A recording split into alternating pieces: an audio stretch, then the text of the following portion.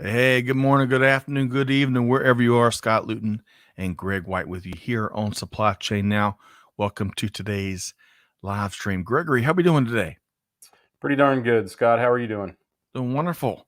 I am doing wonderful. We've had a good weekend, albeit a little bit hot, a little bit on the hot side, but we made it through. How about yours? Good. We're expecting maybe a side swipe from Idalia, the hurricane coming up out of the Yucatan here. So, fortunately, we have a couple really astute local weather hawks who keep an eye out for us. So Well, we'll see. I saw that, and I read this morning that it might even hit Category 3 plus, a chance at Category 4. Right at Big Bend, yeah. Oh, goodness gracious! Well, we hope that I guess not cooler winds or probably cooler waters prevail. It's probably Cooler what we waters want. prevail. Very good. That's good Right. thought, Scott. Yes. Yes. And before we continue on, we're going to say hello to a few folks. Welcome everybody to the Buzz here today. We come live every Monday at 12 noon Eastern time to cover some of the bigger developments and news across global supply chain, global business. So welcome. But Greg, I got to point out, Please your T-shirt. It is the pig. Should I Please. model it? Let's see here. You're big. You said pre-show you're big on the pig. Yeah, Piggly Wiggly. The source for the best seafood, no kidding, in Hilton Head is this old Piggly Wiggly store that has been around literally for, I think, 60 years.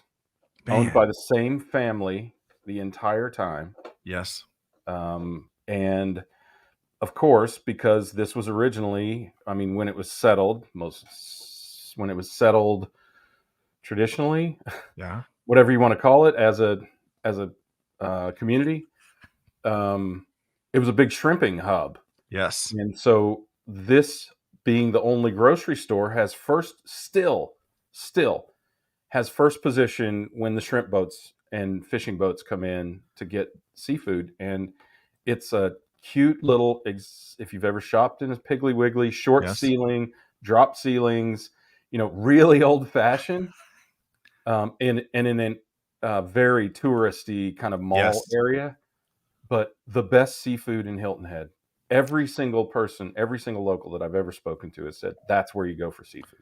Well, check it out, folks. And if you happen to be there, pick up. They will boil shrimp and put it out right after. I mean, it's like they get it that morning, boil it, and put it out. We had a great.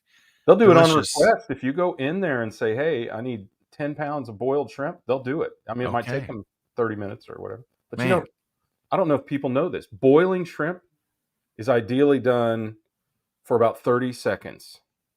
And if the shrimp is overboiled, if the shells are hard to get off. How about that? See, y'all show up for Global Supply Chain and you get some culinary tips. Everything is supply chain. Everything is supply chain. Don't mess with our food, right? All right. So, folks, welcome in here today. Again, we got a great episode of the Supply Chain Buzz. Again, join us every Monday at 12 noon Eastern time. And if you're listening, folks, hopefully you're not only listening, hopefully you're engaging. So everyone in the cheap seats over in the comments, we want to hear from you as we tackle these 4 or 5 stories here today. And if you're listening to the podcast replay, which would typically drop the Friday following the Monday, Greg, what would you encourage our listeners of the replay to do? I would say first, check it out on YouTube. Yeah. I am stunned, Scott, at how many people consume this on YouTube. But wherever you get your podcasts, if you don't need to see Scott's beautiful face, anywhere you get your podcast, but especially YouTube. And join us live. Join us live on the Monday and bring comments and participate. Send a friend, would you? I mean, don't you think more people ought to be learning this? Like, look at Gino. Gino also knows the pig. Yes. There's a special angel food cake mix you can only get there. Man, we're going to not know that, Gene. Thanks, man. Gino, thank you for bringing the hard. Is it good? It's special. That's right. It must be a really good one. Gino, of course, is in North Alabama, where he said the pig is a staple in their community. I want to go scroll back up to the top and welcome. Let's see. I'm going to say Dr. Velasco. Enio, great to have you here. from Boston. We're talking about great seafood. Man, Boston's a seafood capital in the world, isn't it, Greg? It's the best in the world. Yeah. All right. So, tell me if That was Greg nailed terrible. that That was more accent. like a Maine accent. Sorry. Right. Sorry. Muhammad tuned in from Egypt via LinkedIn. Great to see you. Akina. Pretty good fishing community there as That's right. well. Egypt, right? That is right. Akina from Nigeria via LinkedIn. Wonderful. Great to see you here. Claudia from Montreal via LinkedIn. Great to see you, Claudia. Smoked meat sandwich is the specialty. I mean, kind of Okay. fast foodie specialty in Montreal. Delicious. I'm gonna have to Delicious. check that out. St. Catherine Street. Japath. I came close, maybe. If I get anyone's Japheth. name wrong, my apologies. What was that, Greg? Japheth. Japheth. Thank you. From Malawi via LinkedIn. Great to see you here. Of course, my mom, Leah Luton from Aiken, South Kakalaki, is Got here that with one. us. That's kind of. We were just talking about your mom. Vicky That's was right. just mentioning your mom. Your ears were burning. Marat. Yes. She should have a picture, by the way, because Vicky said Scott's mom is so pretty. Oh, man. Vicky, very nice. And Marat from Istanbul, great to see you. Dr. Velasco says, Scott, you may ruffle a shirt like Greg's wearing. So I try not to ruffle any feathers or any shirts. And finally, I know I can't hit everybody here. Eric from Greg's backyard. Hey, he's stalking Greg. Yeah. Tell him, hey, Eric, make sure that the yard guys, Oh, man. Well, Eric, welcome, and welcome everyone else. I know we couldn't hit everybody. Great to have everyone here. I want to share, as always, as we start the buzz in earnest, as we get past culinary and storms and you name it. We want to share some resources, right? We want to share some resources with all of y'all. Now, this was neat, Greg, over the weekend to boldly explore and do good. We were celebrating, of course, India's incredible feats related to its space program, and kind of on the heels of that, we dove in and talked about some of the developments on Earth that space programs have given us that a lot of folks may or may not know. And so I'm just going to walk through a couple of these, and folks, you can check out the link and read it for yourself. Cordless power tools, right? Tim Toolman Taylor probably is really happy with that. Water. What's that, Greg? Sorry, that was Tim. Oh. Water purification systems, all from NASA, digital image sensors, cloud computing. There's a case to be made. Fire resistant materials, as you might expect, insulin pumps. And while NASA did not develop solar cell technology, you could argue that they kept it alive to the point now it's being used, globally. Greg, I think you're overlooking perhaps the greatest invention for the space program, Velcro, which is how they kept the tools from floating around the cabin. That is right. Not being used. Yep. That is such a great call out. Well, you know what? To Greg's point, there's a litany of things that I think a lot of folks, when they think of space, it's like, why are we investing all that money there? It really pays off big dividends on so many different levels. And again, I want to wrap this segment by encouraging folks not only to check out With That Said, but big high five to all of our friends across India. You inspire the rest of us. And Greg, we love seeing the celebrations in the streets and everywhere across India. Wasn't that cool? Yeah, very cool. Very cool. It's great to have, it had become kind of blasé in the States where most people didn't even know we were doing a launch. But I remember as a kid when it was still really interesting and a big moment for us as America. And I think India is where we were then. So that's awesome to see. It really is. Really is. Big things to come. Okay. Speaking of resources, I also want to share tomorrow, Greg and I have got a wonderful live stream with our friend Alexia Smith with Dispatch. Now, Greg, we're going to be diving into all sorts of different proven ways to optimize final mile. But one of the things I'm looking forward to with our discussion is Dispatch has been ranked time and time again as one of the best places to work by a variety of different surveys and polls and awards. And man, these days, creating an outstanding place for your team to work and thrive in is so critical. But we're going to talk about a lot tomorrow. Greg, your thoughts on tomorrow's live event? Yeah, final mile is the biggest challenge in direct-to-consumer or any kind of e-commerce because, there are all kinds of unique experiences in getting that to the final mile. I've lived in Kansas, right? That final mile in Kansas is about 100 miles in some places, seriously. And, I live on an island now. So, I mean, there are all kinds of unique situations like that. Hilltop communities, right? That's All right. kinds of things that are really challenging. So the more you can diversify in that area, the better off you are in being able to meet that customer expectation, which now is a day or two, Mm, right? And I got to mm. tell you, um, you know, when we go back and forth between Atlanta and Hilton Head, there's always something that needs done, right? And you've just landed wherever you are, and you just instinctively go buy it on the web and just expect it in the next couple days. Mm. So and it works. It really is impressive how well it works. So Agreed. um, Agreed. More than but we there are so deserved. many ways to get there. I think some of these alternative companies to the big carriers. It's a huge opportunity, and we're about to talk about some conditions at some of the big carriers that might make this a risk management methodology for you. Very nice. First half of that segue, and I'll finish it with speaking of final mile as we Mm-hmm. move into our first story here on the Supply Chain Buzz. Hey, according to our friends at Supply Chain Dive, outstanding resource over there, cargo bikes are getting bigger in New York City. Now, Greg, for Physically years, bigger, Scott, or just kidding?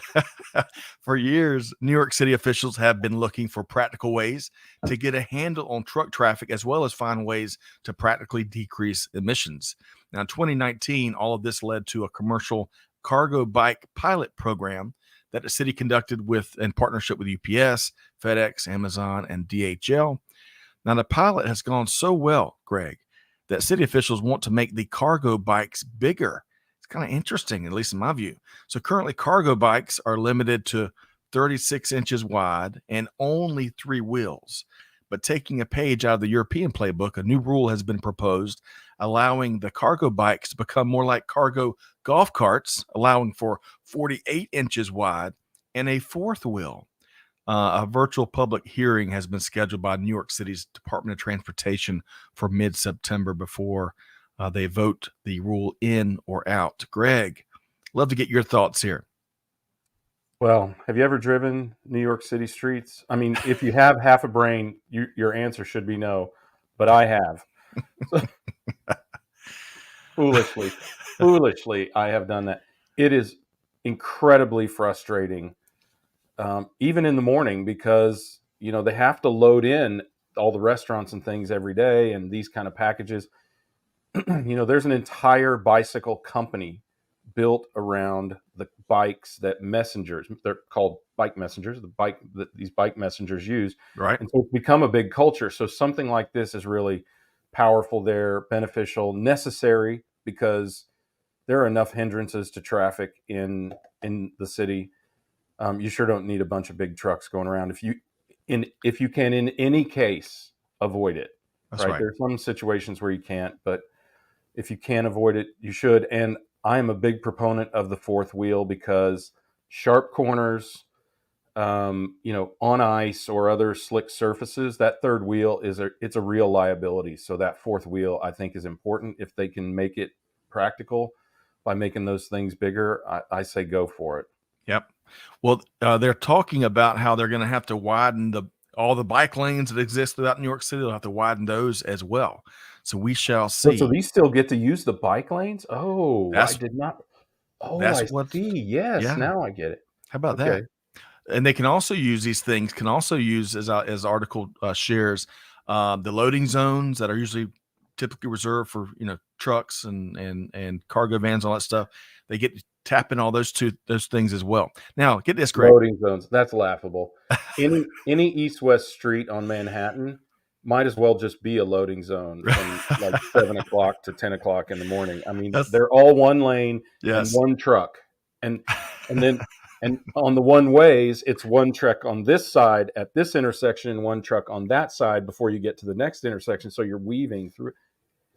I mean, I'd love to hear a New Yorker's comment on this, Yes, though please. it would likely be profane and deservedly so. Right. So, folks, if you're in New York City now, and you want to comment about the traffic, or if you've driven as Greg has, and we relied on Ubers last time we went last summer as a family of The 5. only way to do it. Yeah, I Yep. didn't drive anywhere. It was great.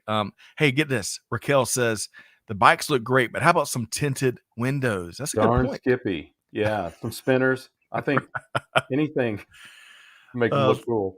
like Caddyshack. Steve says, I first saw these cargo bikes in India, rickshaws, they called them. It's a good Yeah. call out, Steve. Good call out. So Rickshaws. There's another term that I forgot. They use them for the same thing in Zurich, in Switzerland, in a lot of European cities now too. okay.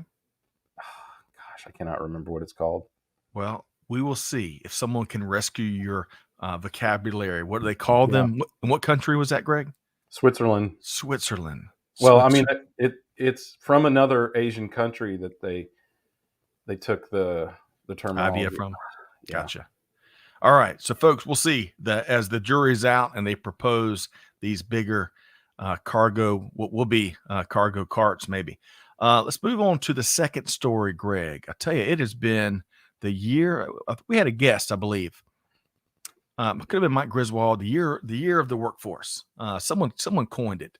Yeah, that was mine. And was it Mike? Yeah. So it's certainly been the year of workforce negotiations, workforce troubles, you name it. Now, as Reuters reports, this is going to continue because the United Auto Workers Labor Union has now voted overwhelmingly, as you might expect, to authorize strikes at the Detroit Big Three. The current 4-year labor contract, expires on September 14th between the UAW and General Motors, Ford Motor Company, and Stellantis. Now, we're talking 150,000 workers total. So not quite I can't remember what the total was for the UPS that was recently settled, but it was a lot more. UAW President Sean Fain is demanding several things, Greg, including 46% wage hikes and an end to the tiered wage system that pays veteran employees more than new hires. Now, industry analysts give the strike a 50-50 shot of happening. Very technical analysis there. Now, man, it's just as we are seeing actual cars and trucks, Greg, on dealerships and their lots around the country, potential disruption ahead. Your thoughts? As you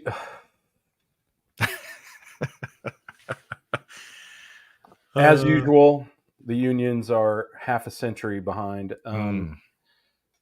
All they're going to do is assure that these jobs are automated. If I know that they have to put an extreme value out there to get what they want. This is such an old-fashioned, backwards ass way of negotiating, and I'm frankly frustrated by it. It's a shame that we can't be authentic, right? And I think even the automotive companies are more capable of being authentic than these unions. But these unions have to make these grand gestures, kind of like politicians, largely lies, and to whatever, to win the favor of their constituency and to justify the exorbitant fees that these people pay to these unions to get them these periodic uplifts. But all this is going to do, I mean, this is my great fear. I can't say that this is definite. Probably definite. But this is my great fear, is that just imagine we raise wages 46%. What do you think companies are going to do? Do you think they're going to keep paying people who they can't count on 100%? I'm not saying there's anything wrong with the workers, but workers are humans, and humans are fallible, right?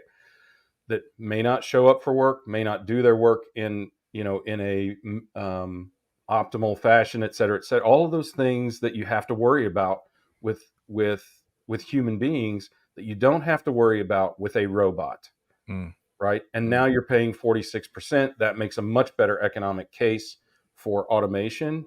I mean, I think these kind of threats lead to the loss of my job, right? Or the exporting it overseas, which now is not very popular and hopefully a little bit dangerous. But that's my biggest concern. Will they get it? I doubt it. Will they get some of it? Probably. Will the auto workers will the automotive companies, or have they already started to provision for these wage uplifts? Yeah. Absolutely. And all this will do is, I think, accelerate the move towards automation. This is my great concern. Yeah, excellent. So once you get your 46% uplift in wages, start training for another job, because yours won't be around for very long. Greg, as excellent commentary. Now, two things. Y'all check out the article, because in the article, to represent both sides, the union says they have given up for 2 decades, and they're trying to put an end to that by reclaiming some of that. That's what the report says. And then, secondly, to Greg's point, I want to largely agree with him, because a deal is going to get done, right? And it may be another 4-year deal, but to Greg's point, the big three and beyond, their supply base will use these 4 years to find expedited automation approach, so they're not in this same position, or at least not as bad of a position 4 years from now. Greg, I'll give you the final word here before we continue on.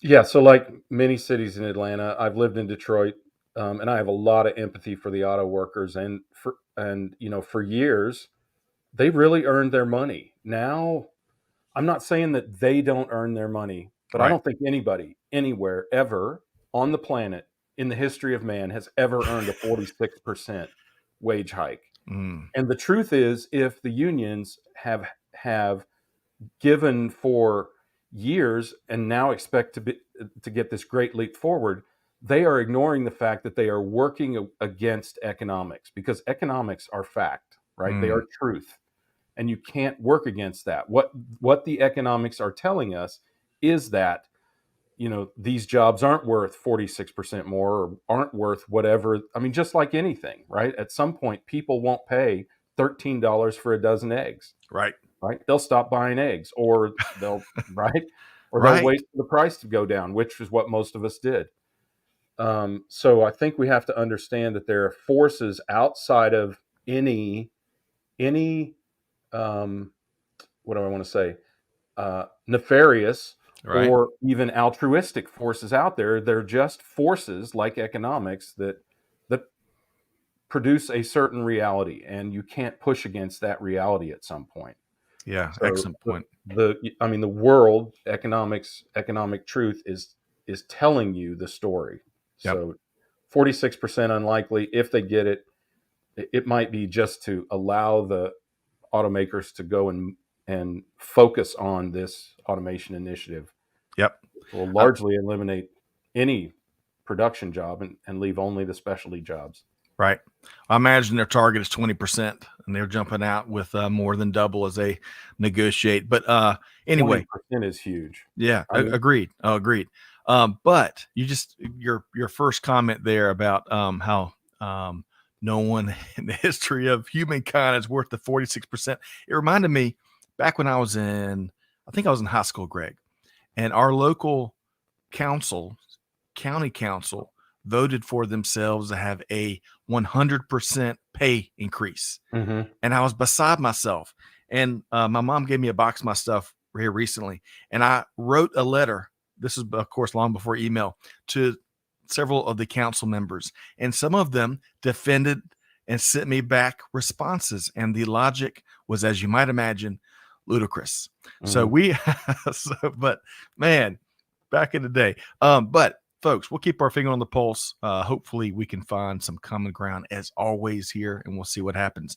All right. I want to go back to a couple of comments We're here. going to go back, and somebody nailed that other vehicle that I was talking about. By Yes. the way. Was it Called a tuk-tuk. the tuk-tuk? Okay. I wonder who that is. So Amanda, Catherine, first Yeah. off, thank you for making production happen. If you know who that LinkedIn user is, let us know. Enio says cargo bikes are also in Indonesia beaches. Going back to the first story. Big time. Yeah. Raquel got a kick out of your spinners comment there. And she also says the strike is really bad timing and the demands are a little high. I agree I with know you. that little is tongue in cheek, Raquel. Thank you. Right. That's there. You are not wrong. Sylvia says, Whilst. Thank you, Greg. Whilst Sylvia, you're a very proper communicator. Whilst others, she says, Old English. don't even get a 4.6% wage increase. A 46% increase is deadly. Remember 2008. We're about to be remembering it. Yes. Yeah, no kidding. in probably not a good way. And by the way, that was Pablo. Pablo came through with the Yeah, tuk tuk. thank you, Pablo. That's awesome. Great to have Pablo you here got with her. us. Yep. Okay, so we're going to take a quick break, Greg, because we're all about resources here. We've got a slew of upcoming live events, and we want to make sure we put this on y'all's radar. Speaking of last mile delivery, and all the inherent new and old challenges related to that, coming up on September 21st, hard to believe we're almost in September, we're going to be featuring Luke, Pat, and Bart to talk about unlocking the power of diversification in last mile delivery. Quick comment from you, Greg. Well, I mean, we just talked about the merits of last mile. I think every opportunity you can get to learn more about last mile, do it. Even if just as a consumer, it's important to know how companies are accomplishing this, because you can evaluate their reliability. That's right. Frankly, I mean, we have this this spirits brand, right? This Yeah. non-alcoholic spirits brand, Free Yep. Spirit, and um, we're raising funding right now, and we have a ton of companies who are in traditional industries, wine and spirits, Yep. who are really interested in what we're doing, because we made such a great splash in e-commerce and direct to consumer, and that has been a really, really big challenge. I have a very good friend who is invested in a ton of companies there. He calls DTC a wasteland. And that's because the cost of customer acquisition vis-a-vis things like Facebook ads and various ads like that, they become very, very prohibitive. And you have to start to economize not only on how you acquire customers, but how you deliver to those customers in order to make it a profitable enterprise. So, if you're out there and you've got a personal brand or a direct-to-consumer brand or just an e-commerce site, even if you're just one of those drop shippers, it's helpful to know whoever is moving your goods for you. Right. It's helpful to know what your alternatives are and the costs and reliability trade-offs thereof. Well said, Greg. Opportunities to diversify, to find more success with last mile delivery. Join us on September 21st for that live session, folks. No recorded webinars. These are live. So bring your voice, bring your pack of turkey sandwich, and come join us. Then we've got, as Greg, who knows, maybe part of what you were sharing might be relevant for this conversation as well, because on the 26th of September, got a really unique conversation teed up. 3 proven strategies to level up your business with the dynamo that is Walmart. And I would argue, Greg, that if you can be really successful with working with Walmart, man, you've got all kinds of universal takeaways you can apply to other relationships. Your thoughts, Greg? No one in the world is more organized, more demanding, and I would argue more partnering than Walmart. I can't believe I'm saying that, Scott. But again, we just had this experience at Free Spirits where we went to Bentonville. I didn't personally go, but the CEO and our head of sales went. And unbelievable what they can do for you with a snap of a finger. I mean, they quadrupled the business in a meeting, and that's both an exciting and horrifying thought at the same time, because you're like, are we ready for this? Right. Yes. But as long as you communicate these things and you're realistic with them, they go, okay, we'll make it over the next 2 years and give you time to get there. Right. I love it. And so the point of that is, if you can learn anything from how Walmart conducts business in general, and especially how they directly tie merchandising and product management into supply chain, it is seamless for them. Take the opportunity to learn that. And that's what this next one is about. Folks, we've got links to both of those webinars, those live webinars in the chat. Check it out. And hey, if you register and you can't make it last minute because you're saving global supply chains, hey, no worries. You'll get the recording probably same day. So y'all check that out. Okay. I was one last thing here before we move to our third story. Greg, as I was sharing, me and Amanda had the wonderful opportunity of breaking bread with Tanya Jackson with Lexmark Saturday morning in Atlanta, in the Highlands at Murphy's, which is still 20 years after my first visit there. Oh, it's awesome. It's awesome. Breakfast and lunch there. Outstanding. I'll eat it all. But we were talking about our consumer experiences and some of the lessons we learn as supply chain practitioners. And Tanya is a big, I mean, Walmart is just so captivating. I find, I don't know about you, Greg, I find where Walmart is today. Do you remember about 5 years ago, probably as we were having some of our first conversations here, Amazon was like in every conversation. It was just fascinating, and practitioners and consumers alike want to focus there. Personally, I find that to be where Walmart is today because of how they have not only caught up, but in many ways, I would argue, not in all, but many ways, they're setting the bar, doing some really cool things. And Amanda, I cannot remember the program that you and Tanya were talking about that really just hit it out of the park for consumer experience. Maybe Amanda will drop that in the chat. But really, Walmart, kudos to what they're doing and how they're moving mountains in a real way that impacts our experience as consumers. Greg, your final word? No question. I mean, I am a whatever they call it now, a W plus member because I'm cheap, Okay. and one of my cards pays me back for being a member. Okay. But the benefit is incredible. It's kind of like Prime. Actually, it is like Prime. You get some TV channels and all kinds of stuff there. Huh. Walmart Plus. That's what Amanda's just confirming. Is that what Okay. it's called? Okay. Yeah. Walmart Plus. And I would argue that except for in e-commerce, they have always been ahead of Amazon because they were doing what was called CPFR, right? Collaborative Planning, Forecasting, and Replenishment. They were doing that back in the 90s. And they were bringing their vendors in to share data with them so that they could service them better. Yep. And that was quite the storm in supply chain in the 90s, late 90s. And they have really taken it to the next level. They've got, new tools that they share with suppliers and that sort of thing. But you're right. I think the only place you could even argue Walmart was ever behind was in e-commerce. And, they might be catching up or caught up with Amazon. Man. I don't know, but they are an unstoppable force. And I can't believe we're saying this. I think back to literally decades and decades ago when people didn't want Walmarts in their neighborhood. Right. But I mean, I would argue that they are in first place because they are the best, and every single retailer copies them. As goes Walmart, so goes retail. Man, it's part of the Walmart team. You all feel really good. And speaking of their team, man, sounds like it, doesn't it?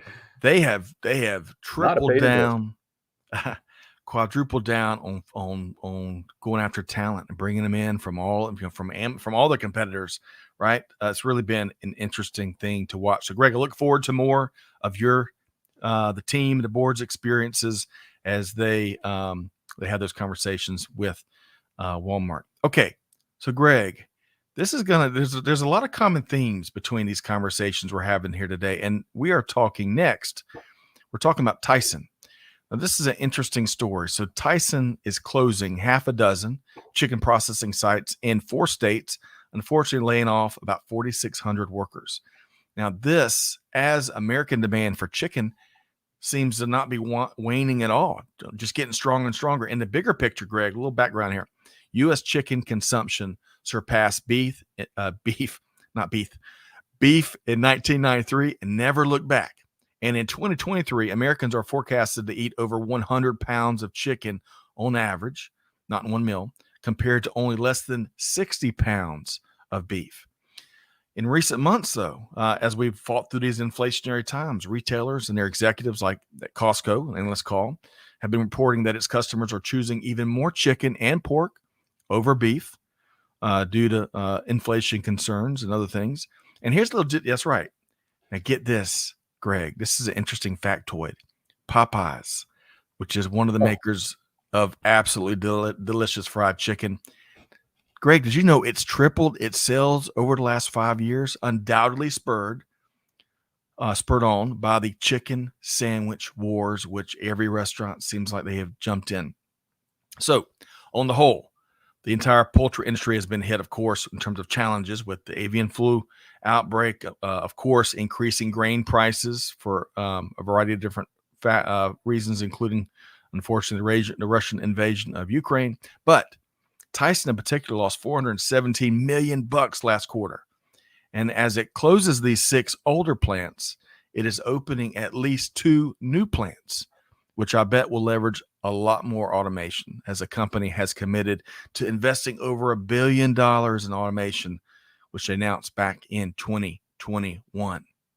So, Greg, your thoughts on this development at Tyson and its move forward?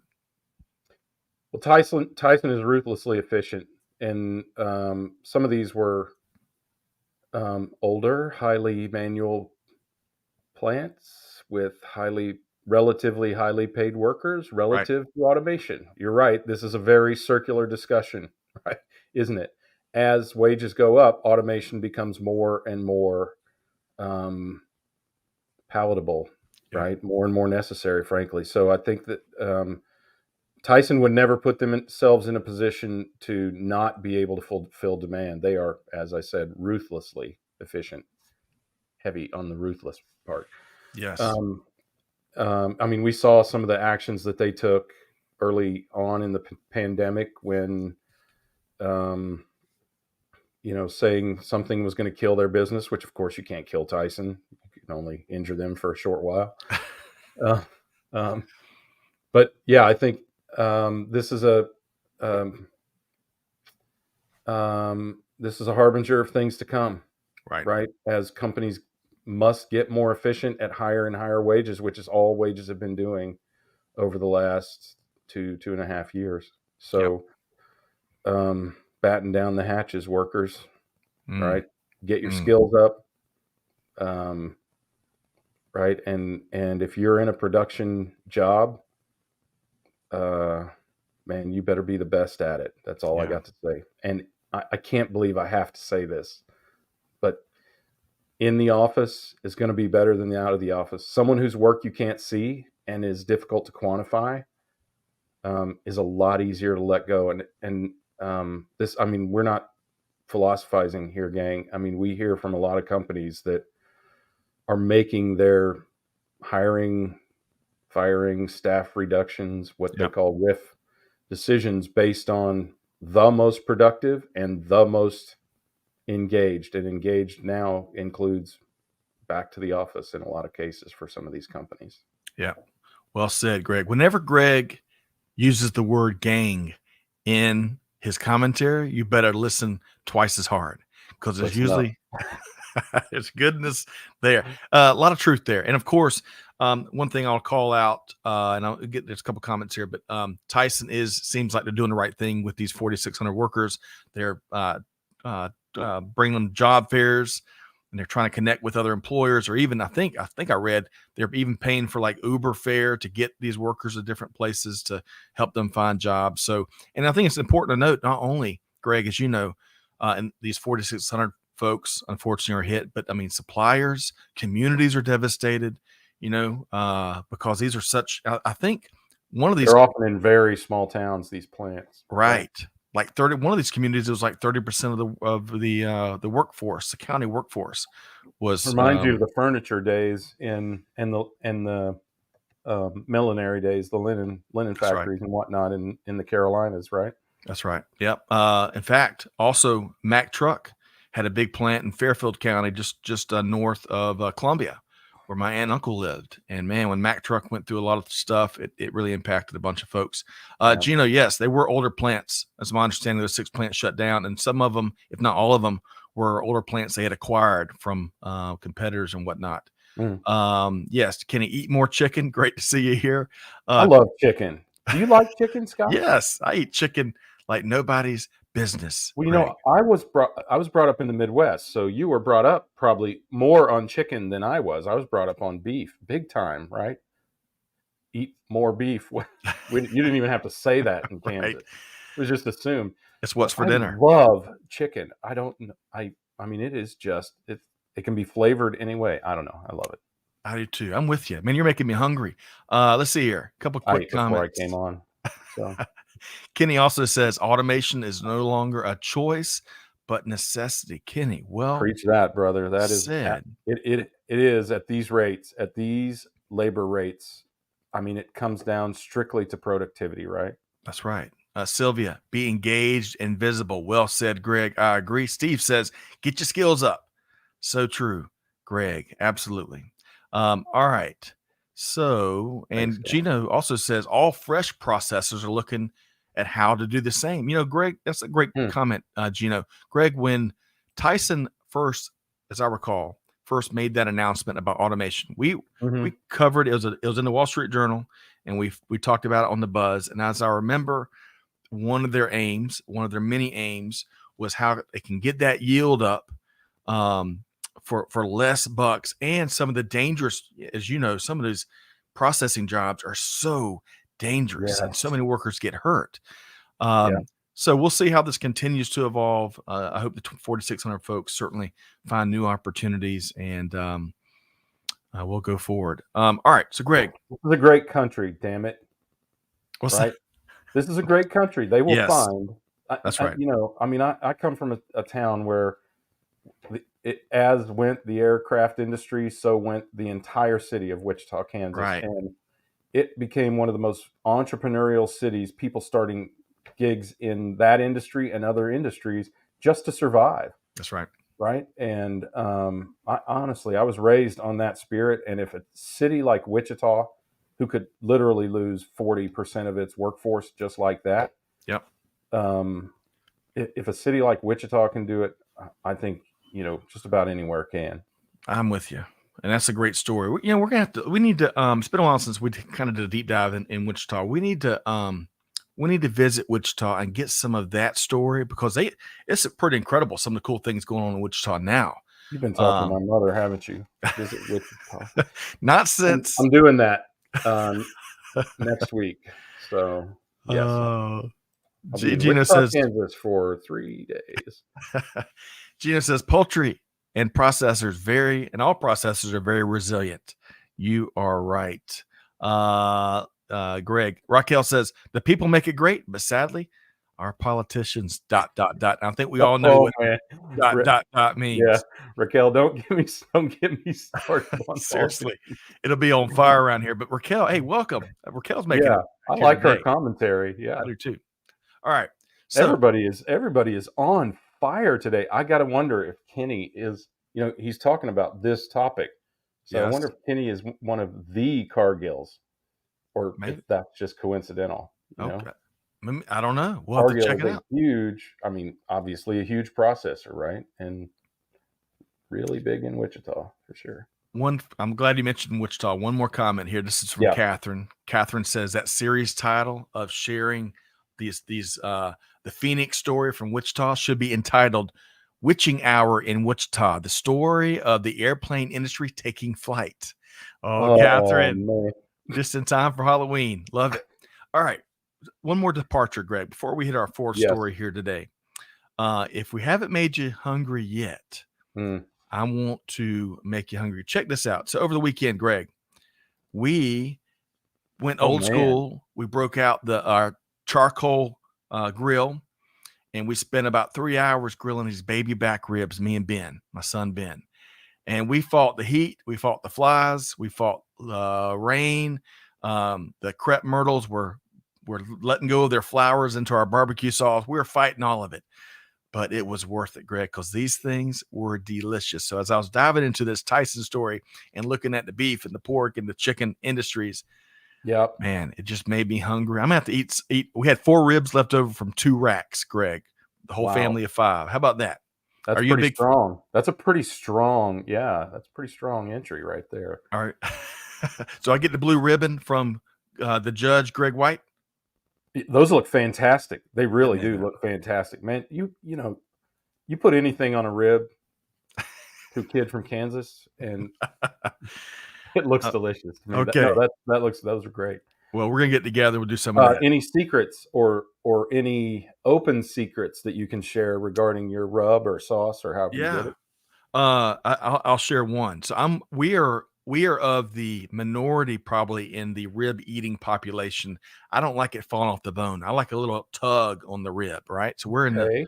we're in the very small. And so to do that, but beyond the rub, we put them on charcoal grill. We cook them fast. You've heard some folks putting ribs on for like overnight and rest Yeah. of the day. Not Yeah. here. We cook them fast, and with rub, with sauce, and they got some tug on it. And some of these when you get it right, when you really get it right, even after the meat's gone, you're not done yet because you're getting every morsel. So Yep. no big secret other than find some good I help. can envision it. Yeah, I know exactly what you're talking about. Okay, good. And no big secret there, but you do want to do it with good company and with some good help. And Ben did a great job over the weekend. So more stories to come, maybe from the charcoal grill weekend adventures here at Luton Household. All right. Nothing So, more satisfying than eating that meal that you just cooked and then taking your shower, oh right? man. And in this 127-degree heat, Greg, Right. on a charcoal grill, I think I Yeah. lost 12 pounds. Well, there you go. Not many Man. people can say that when they eat ribs. Let's see here. You asked Kenny something. If he ate one of the Cargills, and he says Ah, no affiliation, apparently. okay. That's all right. I That's was a shame thinking because that would be a nice little check every year, wouldn't it? it would. And to folks, to y'all listening, Kenny Cargill is one of our commenters on the live show here today. I was thinking not of Cargill. I was thinking of what was the name of the Kenny Rogers chain of chicken restaurants, like Kenny Roasters or something like that, Greg. Is Kenny on Rogers Seinfeld. Roasters, yeah. Yeah. Yeah. That's what I was thinking of You when were Kenny. thinking Kenny. I go immediately to Cargill because Gotcha. Wichita, Kansas. Yes, yes, yes. Big Kenny grain Rogers processor. Roasters. Kenny Rogers Roasters. That was it flamed out fast. It was Yeah, delicious well, and it did you flamed have out their fast. chicken? I never did. Yeah, well, if you had, you'd know why. Okay. All right. We're gonna keep driving, folks. We're gonna take a big, hard right turn because we're gonna talk about semiconductors after all this food discussion here today. Now, Greg, as reported by our friends at the Wall Street Journal, and folks, if you aren't getting the logistics report from the Wall Street Journal, you're missing out. It's a really comprehensive, great read. It comes out every weekday morning about 7 a.m. Eastern time. Anyway, the NVIDIA team is breaking growth records left and right, thanks in part, Greg, to, of course, all this interest in AI, right? Now, this chip designer and provider, because they don't make chips at NVIDIA, set a new quarterly revenue record in the most recently completed quarter, doubling sales year over year, making NVIDIA a $1 trillion company. Man, NVIDIA placed bets on AI for more than a decade, and man, is it paying off now. Its advanced chips are behind or powering a variety of popular AI tools rolled out by companies such as OpenAI, Google, Microsoft, and others. Speaking of politicians, I didn't know that our politicians knew about ChatGPT, Greg, but we'll save that for another time. One analyst claims that NVIDIA has cornered about 70% of the AI chip market. Now, important to note, as I mentioned, all this success despite the fact that NVIDIA doesn't make its chips. It designs them and then outsources production to companies like Taiwan Semiconductor Manufacturing. The U.S. government, of course, has limited NVIDIA's ability to sell its most advanced chips to China, which I find that to be intriguing, given the relationship with TSMC and NVIDIA, even that more intriguing given that. Of course, NVIDIA suppliers' ability, as we all know, to ramp up productions can be critical so they can lock in these gains and build on them in an industry that we've seen struggle at times, especially in the last 3 or 4 years. So, Greg, when it comes to what NVIDIA is doing right, or their growth and their success, what's some of your thoughts that come to mind? Well, this is mostly stock hype. It's not really growth yet in the company yet. Mm, It's, as can happen with stock hype, people betting the come line, meaning betting on the future, right? Benefits to come, and it's overhyped. But that doesn't change the fact that NVIDIA is doing great things and they're well positioned. They're not particularly any more well positioned, better positioned than a lot of other chip makers like TSMC, but it's a hot stock right now, and this mm, is one of those kind of mythical run ups. It'll come back, but that doesn't really mean anything for the company. That's just what multiple of their revenues or sales or profits that people are willing to pay right now in speculation. Around the company, this happens all the time. It's happened to chip companies before. yep. Um, So I think there are a lot of hurdles around the world for chip manufacturing. The most important being that China is in charge of somewhere, depending on where you get your stats, somewhere between 85 and 95% of all of Mm, the rare earth elements and or other production necessities of all chips all around the planet. And that it appears that cumulatively there aren't enough stores or the will to destroy enough earth to collect those rare earth elements from mm, elsewhere around the world. Russia might do it. They've got a lot of wasteland that they might, if they find, if they find the initiative, could get some of these elements. But we're already getting a lot of pushback, mostly from me, because the crap hole countries that they are doing this in, one of which happens to be my heritage homeland of Argentina. So um, eventually, we're going to run out of third world holes um, mm. to Take advantage of. to take advantage of. Frankly, yeah, you're right. That's great. Thank you for saying that, imperialistic oppressor. And these are bad. And by the So, way, these are bad things, of course, is what Greg's pointing yeah, out. they are, and Yeah. we are unwilling to do it in our own country, except in some very very small remote places, and so it's a substantial constriction to the ability to produce. Yeah. So I don't know, honestly, don't know, because you'd have to really study this. I'm sure there are people out there that do know, and I'd love to hear from them as to how you resolve this without literally pulling the crust off of the Earth's surface all over the Earth. Um, one means that I know they are aware of and working on is that there are the ability to synthesize some materials that they found in meteorites that have actually hit the planet that can produce the same magnetic and other qualities that are necessary for these semiconductors. So I would hope that we start going down that path. Yep. Because in Chile, which by the way is right across the Andes from Argentina, also being destroyed, and Chile, I think, as a proportion of the nation, at a much much higher level. It's a travesty to look at some of these hillsides and see Mm, them just being pulled apart. yep. So, I mean, there's all kinds of mining being done in both of these countries, and Right. others. Yep. Um, anyway, You know, sorry, that no, got no, a no, little personal, didn't it? no. I just want to call out. There's, um, it's a recurring theme, right? Big countries with tons of leverage taking advantage of smaller countries that are trying to find ways of making economic advances and leveraging the resources they have. And to Greg's point, man, some of the mining practices and the before and the after are it's just devastation. And then when I think about Greg, as we've talked about time, endlessly here, is the battery demand based on consumers buying EV and you name it. How many these batteries are lithium batteries are going into everything. We've got to find, to your point, a more sustainable way of driving and fueling innovation. So we shall see.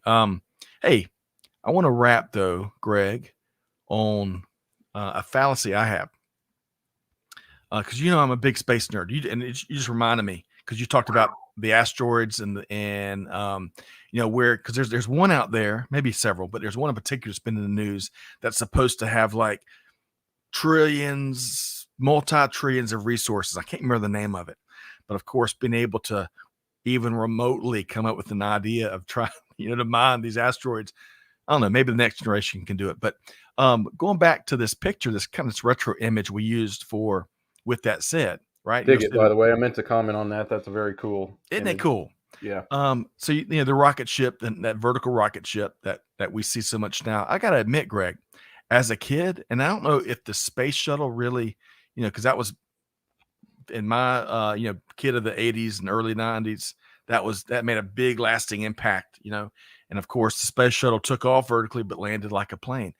When I would see the old shows in the 50s and 60s of rockets that would take off and land vertically, I'm like, well, that that just doesn't happen like that. Modern technologies, it's going to look a lot different. And then, of course, fast forward to 2023, Greg, and we've got SpaceX and all the cutting edge private sector space companies. That's what their aircraft do, just like this image. They take off vertically and it lands vertically, and even with uh, autonomous ships that will catch them as their launching pad. It's amazing what's taking place.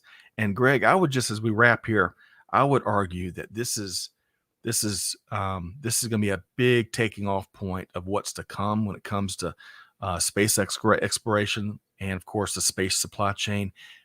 The game is changing. And it's a matter of time. And I find that to be so exciting, especially when I think of those challenges that we were just speaking up on that fourth story with, misusing and abusing Earth. We got to go out and find new solutions to old and current problems. Your final word there, Greg. Yeah, I don't disagree. I think that the answers are out there somewhere. And we're out there, so there's plenty of opportunity for us to do it. I don't think that the answer is to go and colonize Mars, by the way. If we're going to put bubbles over everything anyway because the atmosphere has gone to hell in a handbasket, right? Why not do it here? I mean, if we can do that on a hostile planet, why can't we create a contained atmosphere on a planet where we know what the atmosphere needs to look like to support life and growth? So that's a good point. I would argue that. Now, part of the argument, by the way, as I was reminded this morning in watching an old video, is that they argue that the Earth's going to get hit by a meteor and be vaporized, which is probably going to happen at some point. But are we more likely, Scott, and you as the space nerd, I'm dying to ask you this question, and I'm going to give you about 2 minutes to answer it. Are we more likely to be hit by a meteor than Mars? Undoubtedly. Why is that? I think it's a mix. So I am not quantum math or an astrophysicist or what have you, but I think it's when you look at overall probabilities, it's based on where we are in the solar system and a variety of other reasons. But Greg, going back to your first point there, and not even Mars, but this is why it's such a big deal with India and becoming the 4th country to land spacecraft on the moon.